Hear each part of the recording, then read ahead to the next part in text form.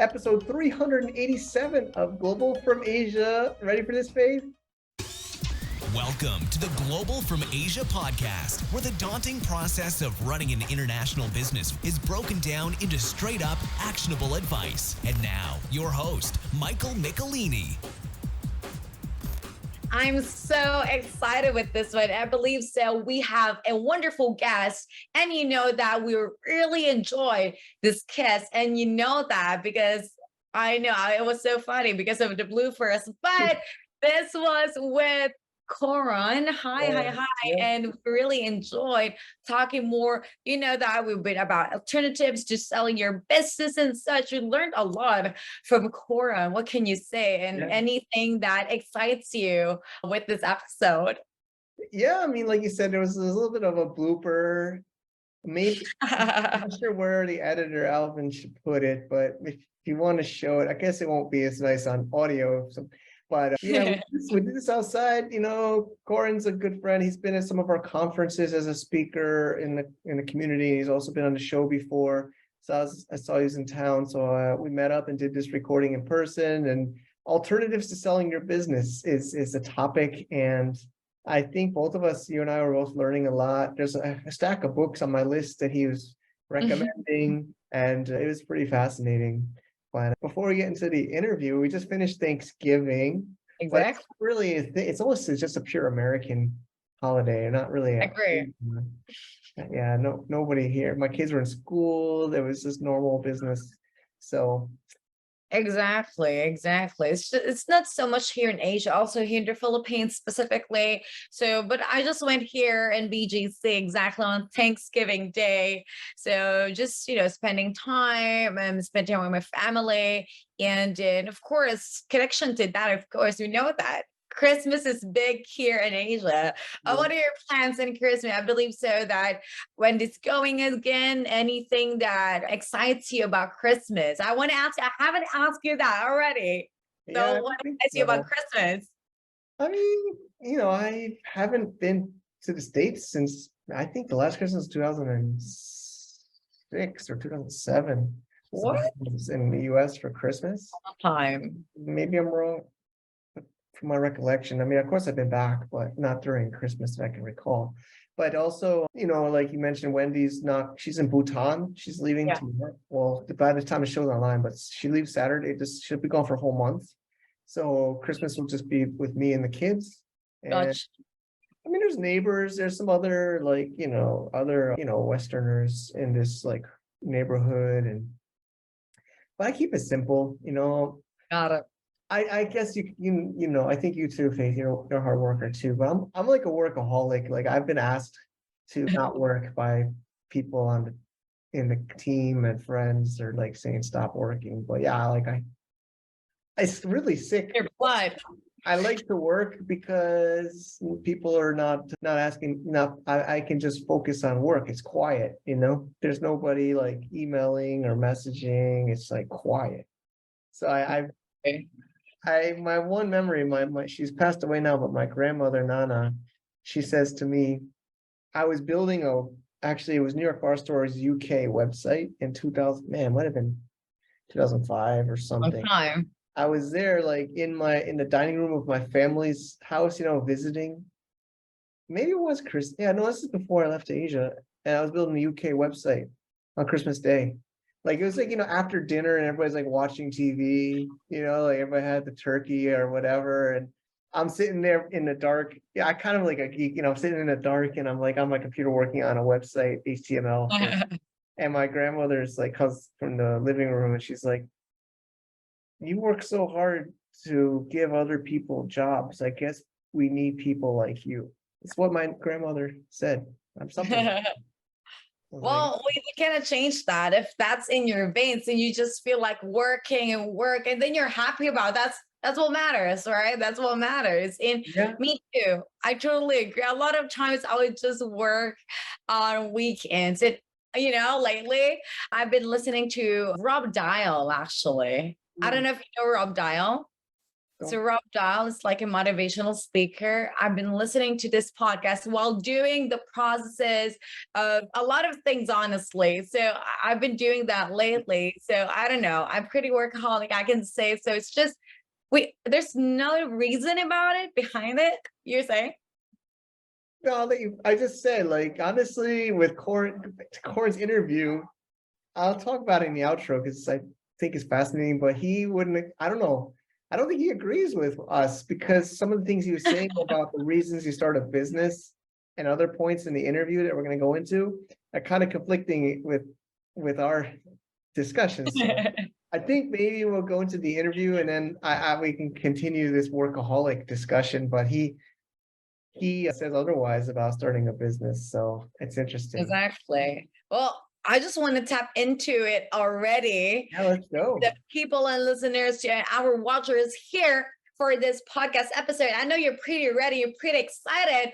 Well, we don't want to keep you waiting. Let's just get into it, tune in, and get ready for this wonderful podcast episode. Let's do it. Let's rock. Are you looking for a cross-border logistics company from Asia to the East and the West?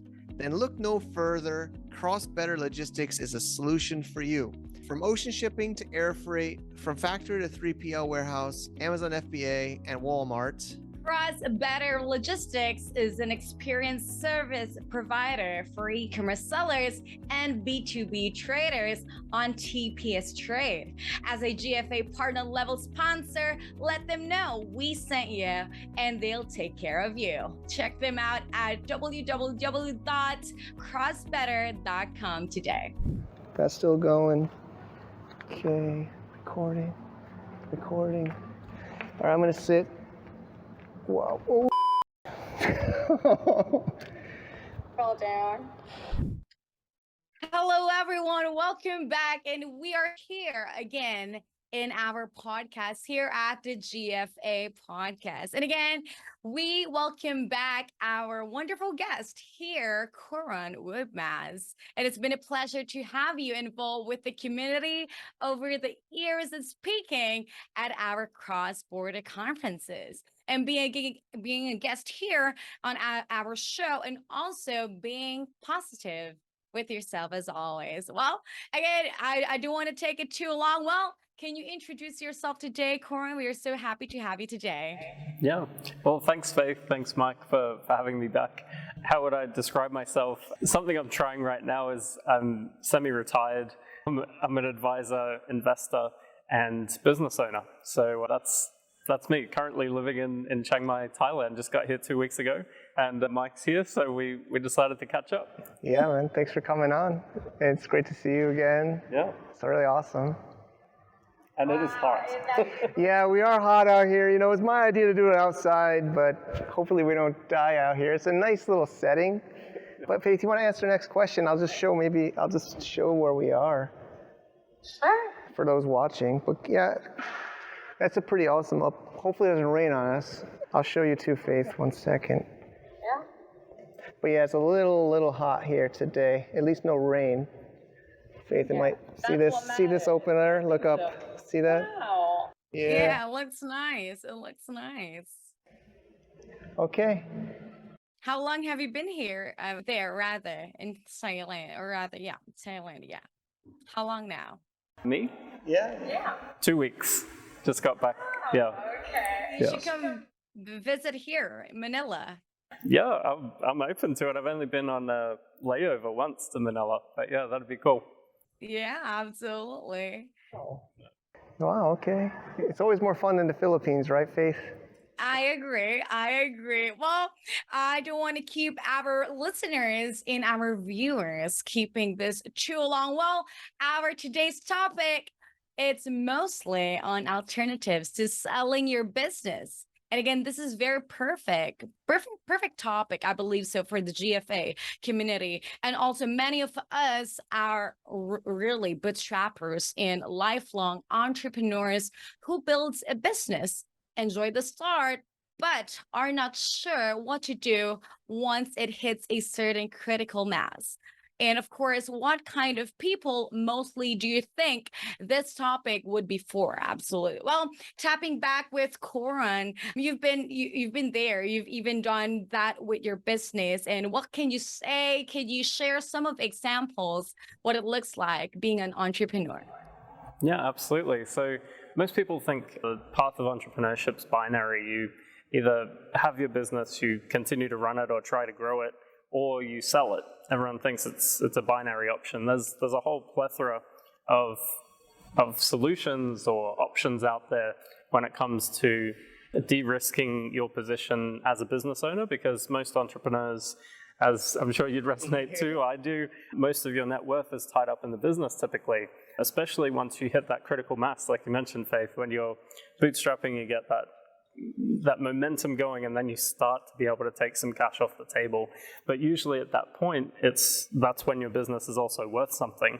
So oftentimes entrepreneurs will think, well, should I sell? Or my friends are in e-commerce and they're selling. Should I sell my business as well? And there's no right or wrong answer, but I like to think about all the other options that are available to you as an entrepreneur before actually selling the business. It's worth thinking about, just to know that there's other possibilities. And I can go through a couple of those or some examples. I'm really open to. Yeah, I think we'll do some examples in a bit. Okay. I'm excited. Cool. Awesome. Super happy to hear that. And honestly, I really agree. It's always the wider view that you're looking into the picture. We totally agree. Any inputs on that, Mike?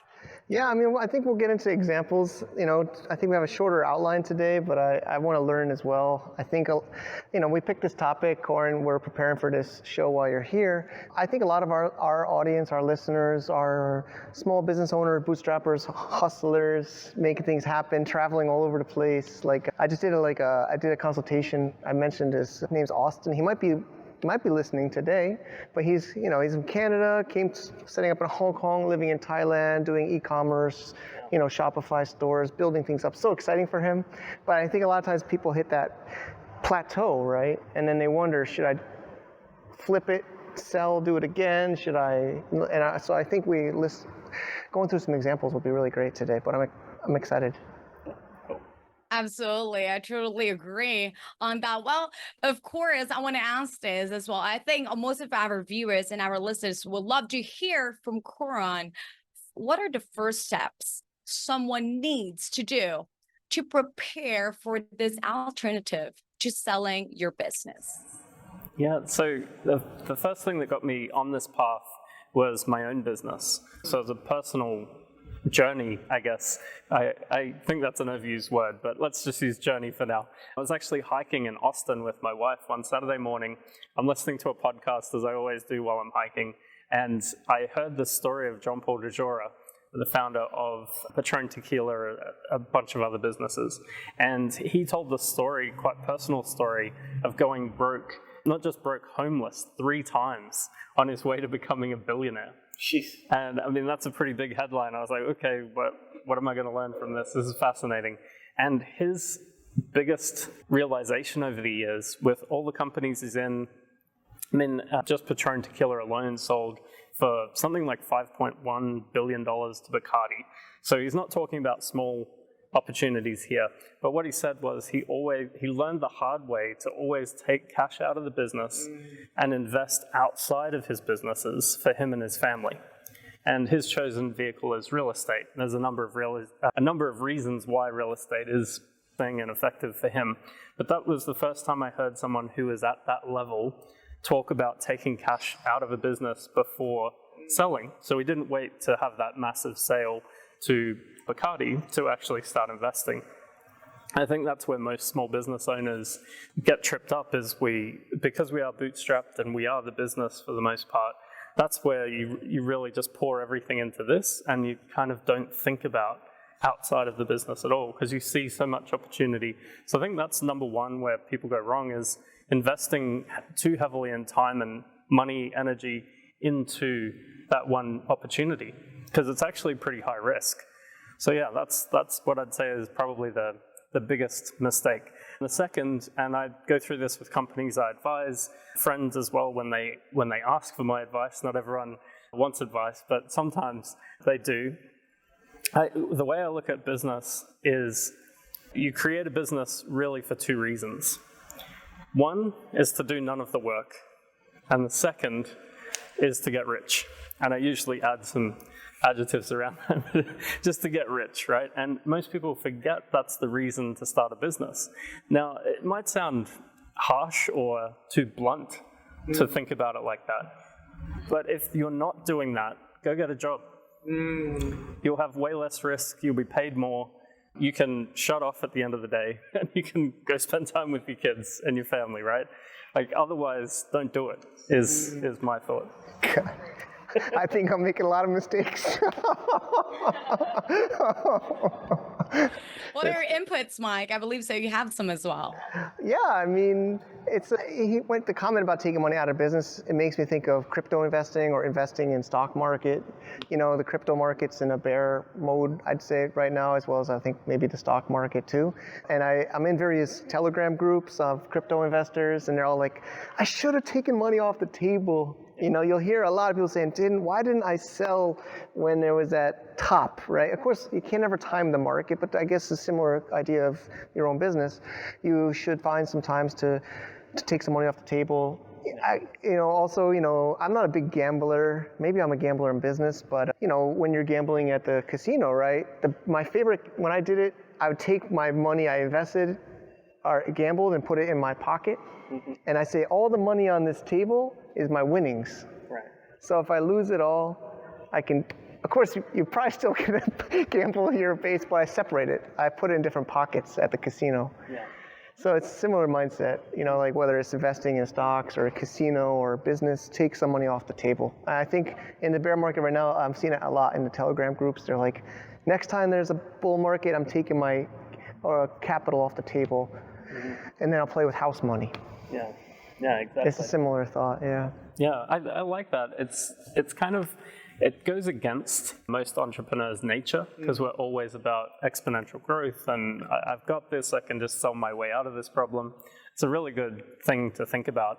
Could I share another story real quick? Yeah, that's what today's about. I'm excited to hear these. So that podcast was the first thing for me personally, but the second thing for me personally was I was in Playa del Carmen. This was about 3 years ago, I think. I'd had the worst week in my business life. I'd had multiple multi-million-dollar deals falling apart, about $1 million in commission swinging in 1 week. Most of that came down to one day. It was a Wednesday. I remember it very vividly. The world was just caving in, basically. And it was a really tough week. Got through it. I won't go into the details of that, and also I can't because of NDAs, etc. Sure. But it was a tough week. And I woke up Saturday morning. It was about 3:20 a.m. Woke up, and I was in a pool of sweat, similar to where I am right now. I know, we are. No, but it's all right. Sorry, hopefully it's still on. I woke up in a pool of sweat, and I just felt like an elephant was sitting on my chest. Couldn't breathe, I was sweating crazy. One of my arms was going numb. I'm like, which is it, the left or the right arm if you're having a heart attack? I felt like I was having a heart attack. To make it worse, I was in Mexico. I didn't speak enough Spanish, and there's no Uber, as weird as that might sound. So I couldn't even, if I wanted to, I started thinking, how could I even get to a hospital right now? It was that level. My wife's asleep next to me. I didn't even try to wake her up. I thought, I'm going to die. I'm literally going to die. And it was after that experience where I realized at the time I was the business. Quite literally, I was the business. So even our clients, all that issue that I'd had that week, if I had have died right there, they would have been screwed. They had no advisor other than me. So it was those two things, taking cash off the table, investing outside the business, and also I was the business. I was actually doing a disservice to our clients by it just being me. Wow. So that was a pretty big wake up. I mean, sometimes, like we were saying just before about taking money off the table to invest outside your business, sometimes, unfortunately, you need something to push you for the reason that that's important. Plus, in my business, as well, as I mentioned, there was about $1 million swing that week.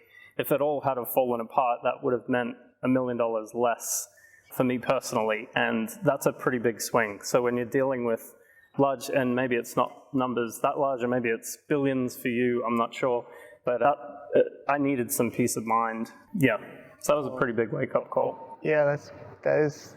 Thanks for sharing that. That's a scary time. I remember like Friday the 13th, 2020 was when the world shut down. Yeah. I don't know if that was that same week, but that was a scary week. That was when COVID really like locked down everything. Right. Yeah. I love the story. Honestly, it's pretty inspiring, especially to the listeners that we have. We have a lot of listeners, honestly, startups, entrepreneurs, business owners. Honestly, this is a good story, everyone, to hear from Coron, mainly from all of his experiences. Again, this is where he's building himself to be one of the entrepreneurs that he's now today. And of course, speaking of mistakes, again, it would always be the mistakes that builds us better as an entrepreneur. I think a lot of people would truly agree on that. And of course, speaking of mistakes, the pitfalls and mistakes and many make during the transition of preparing this alternative model that you have seen. Any inputs on that, Coron? Yeah, well, I don't think there's a one-size-fits-all approach, especially in the M&A world as a whole, the mergers and acquisitions space. It's really tough to get unbiased advice and someone you can actually listen to, because normally you might be talking to a friend that sold their business, so they have one view of the world, and you might be talking to a buyer directly. And most buyers reaching out directly, it's not to give you a better deal in selling a business. They have an agenda. If you're talking to a business broker, they have the agenda of selling a business. If you're talking to an accountant or a tax attorney, they have a different agenda.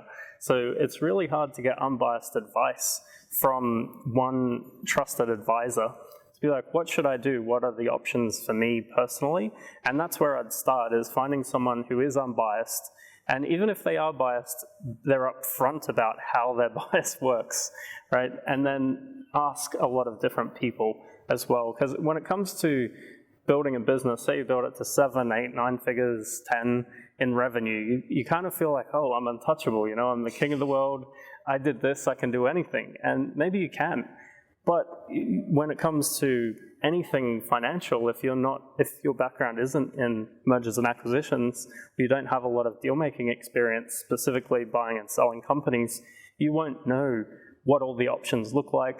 And if you're not talking to more than one person, you don't actually have perspective or contrast of what's right and wrong. So this is really important to get some help with someone who's been there before, done it for you. So a quick story that will give you something real to grasp this. One of the clients I advise, they started out as a client, now I'm an advisor on their team. They were planning for an exit. So we started working together almost 3 years ago now, and they were growing super fast, and they were just operators. These guys are sharp operators, they're very niche focused, they have an advantage. And we were talking about how do we build the business up to sell. What happened was through these conversations, talking about what they really wanted, what their options were, and also looking at the market as a whole, like what was happening in their space, we actually figured out a way for them to essentially get investors. This was a pretty specific structure that we did, to find investors to buy the business from themselves, maintain majority equity in the company that bought this business, so they're in control, but also take significant cash off the table.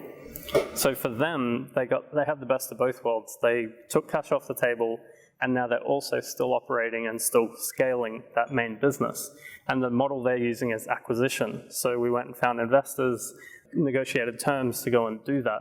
And because they are operators, like we were talking about before, like a lot of times in the private equity world or business roll-ups, e-commerce is aggregators, which is just another label for this, but there's a very specific type of group that typically does that. It's mostly finance-driven, they're not operators. So we knew there was a gap in the market, and we were very confident on what to do next. And for these guys, as a group, they've taken cash off the table, they've de-risked themselves to invest outside their business, but also they still have majority in this company. So if they do things like, if they perform, which they are currently outperforming where we thought they'd be, they basically 10x their revenue and profit, and probably 20x their value in about a year. Wow. It's insane. That is insane. But that's not a play for everyone either. Not everyone wants to take that level of risk. Not everyone wants to triple down on workload, etc. There's a lot of different variations there. Yeah, I think for some of the listeners, the more basics that maybe you're assuming that people are doing, but finances, right? If they want to do something like this, they need to have good books, right? Like at least a year of clean books, or because I think I talk to these people, and a lot of times people are mixing personal and business, or they're doing a few different kinds of companies in one company. So would you also say probably, obviously I think you assumed that, but I just want to make sure that's clear. I think if somebody's planning to do this, to make sure their books are clean and up to date and organized, right? That's obvious. That's an obvious one, right? So that example I just shared, I wouldn't suggest that for a solopreneur that doesn't have a good operating team. But to have a good operating team and to know your numbers, you do need good financials. Absolutely. So that's, if you're not there yet, that's a great place to start. Yeah, so some people maybe are like, get the financials under control and to know your numbers. Even a framework like Profit First, even though some accountants think it's kind of hokey, it's a framework that you can use to actually manage your cash flow. We've had a lot of clients use Profit First and have great results. As a result, they actually know their margin on products, for example, and know how much they're investing and can take off the table. So something like a Profit First system, or having a good team around you to help you interpret the numbers, because often as an entrepreneur, that's the last thing you want to do, right? You mostly look at it at the end of the year begrudgingly just to do your taxes or something, and then, oh, if I've got money in the bank, I've made money. Well, that's not really how business works, especially an inventory-based business. You want a little bit more granular detail than that. Agreed. Yeah, so get your books in order for sure is a kind of a basic one, but I just want to make sure people heard that. Thanks for sharing. We truly love that, and we have been hearing this one from you. And again, there's a lot of entrepreneurs that would really love to hear you. Again, you've been advising business owners and entrepreneurs, and you've been helping them max up to the next level as well. And of course, in relation to that, this is a question again: what are the drawbacks of this alternative model versus simply selling the business outright? Yeah, absolutely. Well, let's go back to the first idea of taking money off the table. If you take money out, especially an inventory-based business, if you take cash out of the business without knowing your numbers, then you could actually take too much cash out of the business. And in an inventory-based business, cash is the engine, basically, that runs the business. So there's a risk of taking too much capital out of the business. You could be investing in something that has a much lower return or much lower chance of success as well. So you need to be careful with when to do these different strategies. And like I mentioned on that, the other client that I'm working with, going and selling a business into a new entity to go do acquisitions, it's definitely not for everyone either. So in some cases, selling the business is the best option. The way I look at it, and actually I heard this from about Warren Buffett. He's probably the most misquoted investor of all time and one of the most famous. So this is what I understand from this quote, is he owns a shopping mall in LA somewhere, and he was saying he gets offers for this shopping mall all the time. And every time he gets an offer for this asset, he looks at the numbers and says, would I buy this asset for this price? And whenever the answer is no, meaning it's too high, then he'd sell.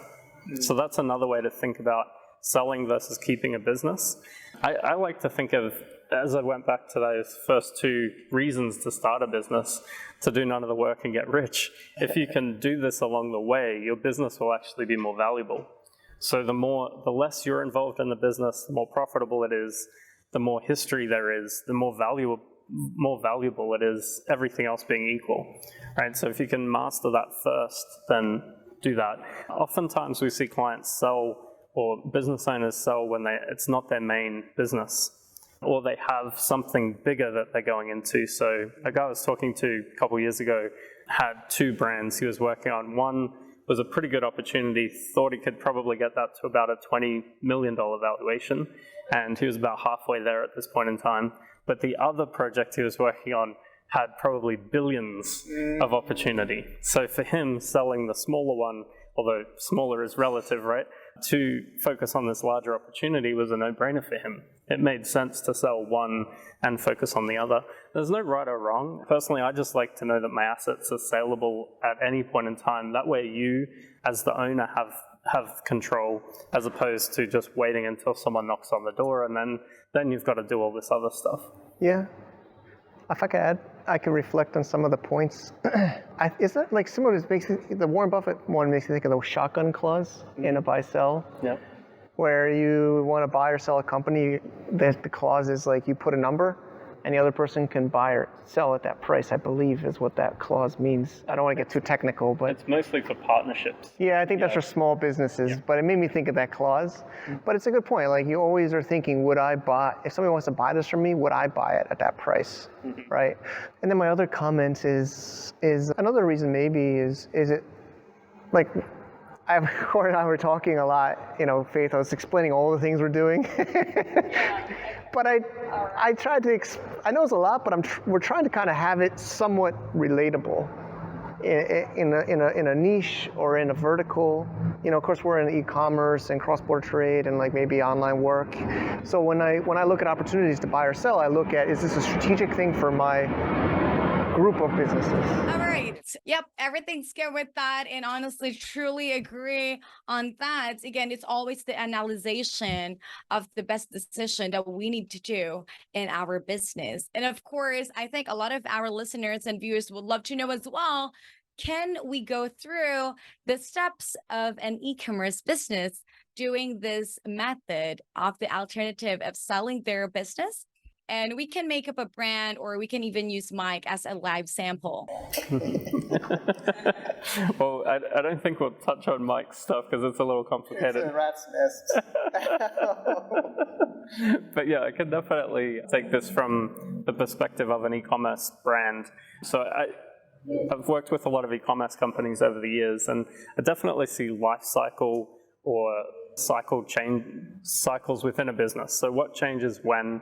Typically in the beginning, if it's your first product or your first brand, you're just trying to figure out what sells. You're trying to get that product to market fit, right? So that's the first wave, is can you find something to actually sell, right? Get it to make money. Yeah, then get it to make money, then double down on that niche, hopefully the same category because you get leverage there, or similar products, so you're getting leverage on your supply side or something. So you're really trying to find something that sells.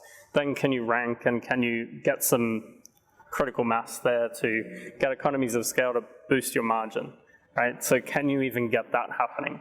The next stage is, can you actually take some cash out of the business? Can you take a salary from the business? Can you take some profit distribution? And this is where Profit First really helps if you don't have a finance background, to give you some frameworks on how to look at your business a little bit differently and like an investor to actually take some cash out of the business. So really getting to that escape velocity where you can actually take cash out of the business is really the goal of the business. So that's really where you want to start even thinking about all of this stuff. Then it's you're looking at your available options, kind of scanning at any given time. A really great book on this is Purple Cow, or The Purple Cow, by Seth Godin, right? He talks about, I thought I knew what Purple Cow was all about. I haven't read it, to be honest. I know the book, but I haven't read it. So it gives you an impression, and people talk about it.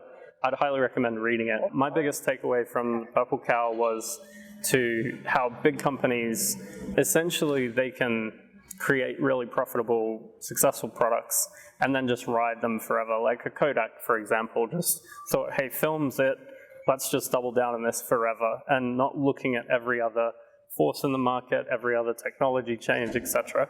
So you never want to be Kodak. You always want to be looking at what's coming next in your space, and what are your customers going towards? What else are they buying? I like the framework of before, during, and after. So what are my customers buying before, at the same time, and then after my product or service or whatever it might be? So really understanding your customer is critical. All of this, by the way, adds to value on the other side when you do sell. So none of this is wasted time. And then, I know this is unpopular, but figuring out how to sell direct to your customer, building that relationship directly with your customer, is time well worth spent as well. But yeah, trade shows are super underrated. I don't hear a lot of people talking about going to industry-specific, category-specific trade shows. There's a number of reasons to go there. One, you can meet retail buyers if you're selling physical products or e-commerce like we're talking about. You can go meet retail buyers, you can go meet distributors. There's a whole world outside of e-commerce. A lot of business is done in the real world still, right? Also, you can meet larger competitors. So you can meet the 500-pound gorilla, you can meet the P&Gs of the world, the Hasbro, whatever it might be, whatever your category is. You can meet them face to face and start building relationships that can pay off down the line. A really big example of this is Dollar Shave Club. So I heard Mike speak about building and selling Dollar Shave Club to Unilever, and that all came about because he had a relationship with the CEO that he'd met along the way. True. And that was $1 billion sale, so it kind of worked out okay. That was worth it. on the other end. So yeah, that's a super underrated thing that can be done really at any point. You should start getting offline in your category. I've seen huge returns. I mentioned we're starting New York Bar Store, my first business, first kind of like main business, significant business. And we did trade shows too. We did trade shows in New York, Atlantic City, Vegas, bar shows. It was so fun, but I kept some pictures with the booth babes. Faith saw it. But it was true. We met so many like distributors. We added so much to our business by going to these industry shows. I would agree with that for sure. And yeah, we made a lot of deals. It's true. I would agree with that a lot. Yeah, that's where you can really get scale to help with some of this other stuff as another plane goes over. Another airplane. I guess Chiang Mai, I guess everybody likes to fly in midday. It's a good time to fly. Yeah, well, that's where you can get scale, right? To give you all of these other options. So really getting to scale, being able to take cash off the table, being able to take profit off the table. So not just the salary, not just the minimal salary, actual meaningful profit without killing your future upside is really, these are the ladder steps basically to get where you want to go. You're making me think. I did help a startup weekend for a few years in China. I helped it, and in the tech space, I even worked in some tech startups, started a tech startup. And then it's not as much as common in the bootstrapping, entrepreneur, e-com space, but in the tech space, it's either you're going to be the biggest or die. Mm-hmm. You kind of have to acquire and roll up, or you're just going to get trampled and die. A lot of times in tech, that sounds like something. So maybe in tech also you're like, I could do a trade sale and sell, but I want to get bigger. I raise money, I take money off the table. I mean, I'm just kind of adding to your thought, but it sounds like a tech business strategy too for like a tech startup. And also going back to your point of knowing your numbers, that's where you can really get a lot of opportunities or different options when it comes to raising capital or taking money off the table.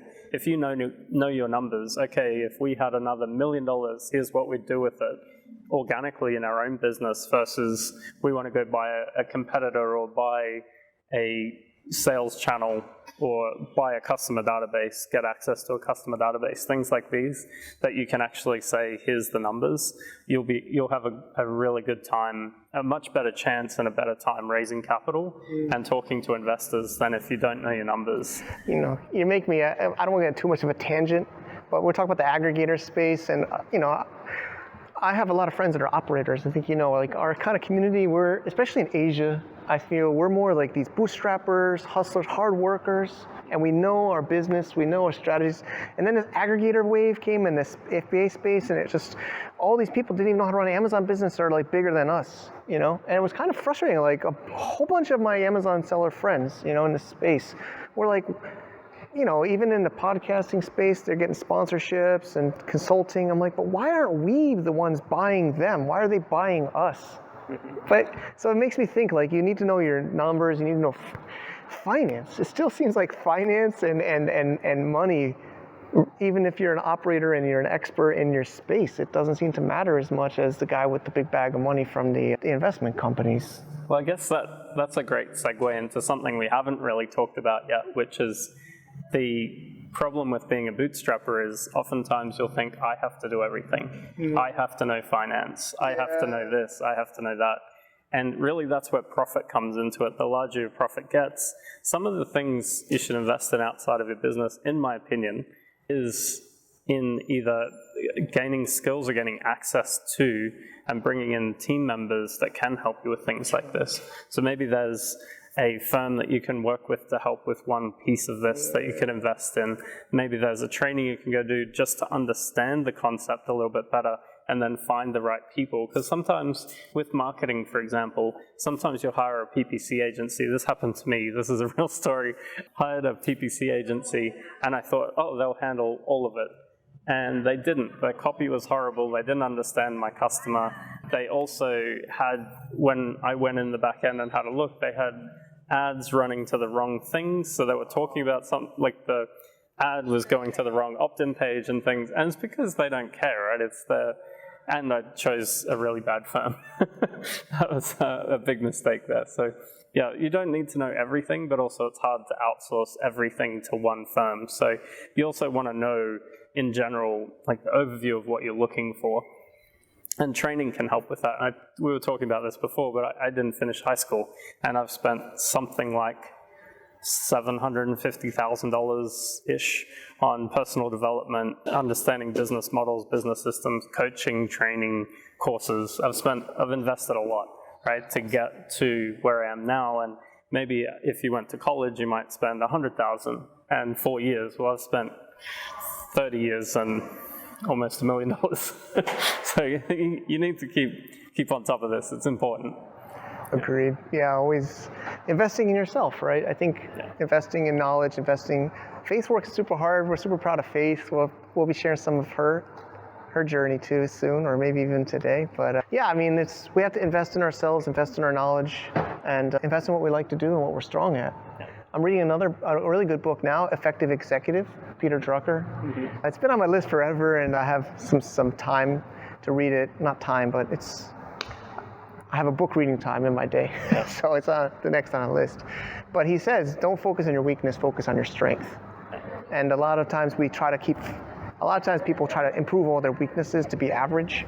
But I think you got to find your strength and build your strength, and then find others to, whether it's hiring or partners or whatever, but finding others to complement your strengths and weaknesses. Another really good book on that is Who Not How by Dan Sullivan. That book was just game-changing to me. Your coach is awesome too if you want to go deeper into the coaching, like business coaching world. It's pretty awesome. But yeah, Who Not How is a pretty great concept. Man, my reading list is growing today. Yep. There's a lot. Well, there's a lot that people can really read on that. And again, I think on the takeaways for today, it's all about knowing and finding the right people to work with that actually cares and wants to grow your business with you. And again, it's always just knowing your numbers and being able to be, again, it's always helping back, doing back. And again, a lot of entrepreneurs right now that is listening, that is watching us can really relate on where you're at right now, especially also both of your journeys, mainly with Mike and you. And this is something that they would just learn from you, like how you're learning from the podcast that you're listening and doing hiking. It's the same thing that entrepreneurs and business owners will be doing right now, hearing this podcast and watching this podcast and learning more about your experiences. And we're so happy about it. Again, thank you so much, Coran. Again, of course, what have you been doing lately? So the main thing outside of investing and advising companies is billion-dollar exits. So you can go over there. I've got some resources, billiondollarexits.com. I do a workshop with founders. It's not a fit for everyone, obviously, but you can go get some free resources there, figure out what I'm doing over there, and we're opening up some more opportunities there. But $1 Billion Exits is where I spend most of the time finding clients. Yeah, there's a great video on your homepage. Yes. Yeah, he's got a really long video right on the homepage. I checked out. Definitely recommend it. It's raining on us face. This is crazy. It's starting to rain. Yeah. So I guess that's a wrap. This was a fun show. We're not going to forget this one. Yeah. Well, yeah. Well, everyone and all of our listeners right now, since it's already raining here with Mike and Coron, well, you know where to catch Coron. And of course, please do support him and all of his business. Again, this is a wonderful man that would love to help you in growing and scaling your business. Again, thank you so much. This is again with you, Faith and Mike and Coron today in our podcast. And we look forward to seeing and hearing with you again very, very soon. Bye-bye. It's raining here. It's raining. And thank you to our sponsor, our returning sponsor, Mercury.com, online bank. Well, it's a real bank, but you can do it totally online for US. Our Blimp program participants are going through this as well. Thank you, Mercury. Travis is great there. He's been on our show. He's been in our events. We're going to have another event where we will have them attending as well. And if you want to get a little bonus for you and us, if you sign up and do some special circumstances, you can go to globalfromasia.com/Mercury. I also have a video tutorial that we use even for the Blimp people. I use the same exact video to learn how to use it. I hope you can check it out. Totally free. Why not? See you there. All right. Thank you, Corin. That was fun. I think it's in the recording, but it started to rain on us, literally. Like, I know some people like it. I guess if they're listening to the show, they like it. But we kind of wing stuff here, we kind of wing it. I keep it interesting. But I met Corin at a restaurant here in Chiang Mai for brunch, and then Gotcha. and then I squeezed in this interview. But we were looking for a quieter place. I was actually going to do it in a restaurant, but he was probably smarter, saying it was a little bit loud there, and we should go somewhere else. And he's like, "Oh, we can go to this lobby," and so there's open ceiling, but anyway. So Yeah, it's raining. I believe so. In the later part of the video, it was, but we were still conversing. It was so funny, very informative. Honestly, what can you say about the topics we have covered? Pertaining to that. Warren and I talked to him after, and I really appreciate his help. He's he thinks something, actually quite a few friends tell me I have some kind of a problem. Like I just work too hard. And that's not, like he said in the interview, I think, and he started a business for one or two reasons, but mostly it's to make money or to have more time, I think are the two things he said. And I remember listening when I was like, those are not the reasons I do it.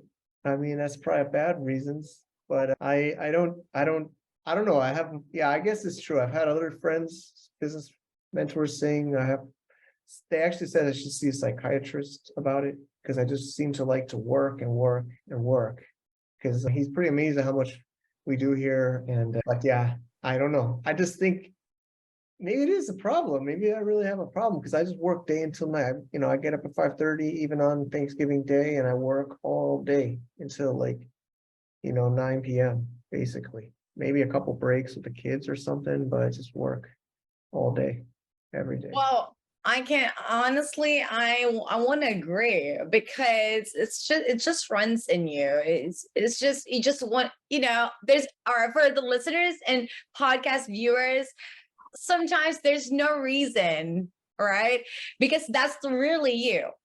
That's just really you. And honestly, sometimes I just feel like getting up and just doing all of the things I want to do, because a lot of times just want to let you know, Mike, once my head is in focus mode, I want to just continue what I'm doing, because a lot of times I would just, because I tend to divert all of there's too much of knowledge. There's too much of things that's in my head. The ideas tend to just crash and just, without creating anything because of that too much ideas, right?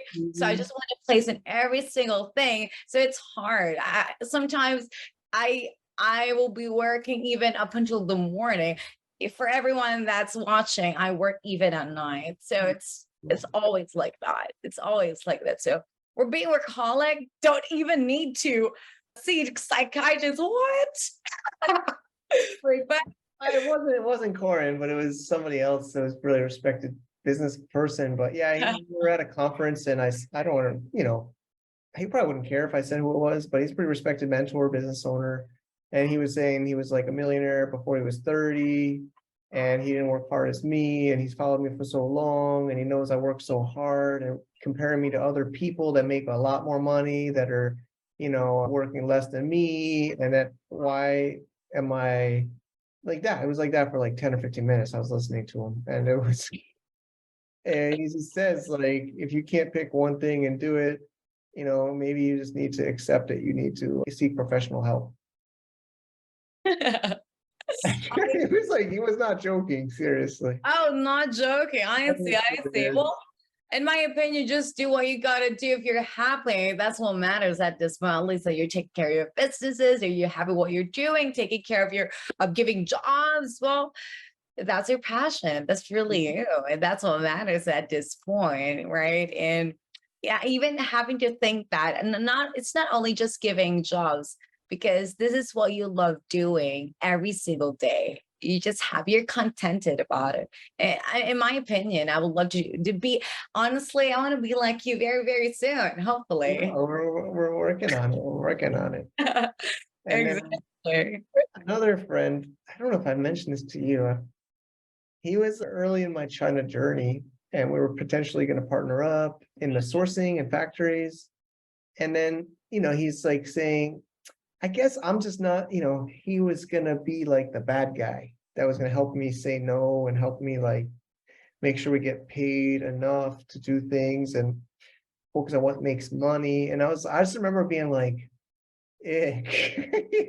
I just remember being like, I don't want to do that, what makes money and not, I don't know. I guess there's, usually there's two parts. There's a person that's good at like making the business side and the artist or the creative side, right? Like there's almost left brain, right brain, right?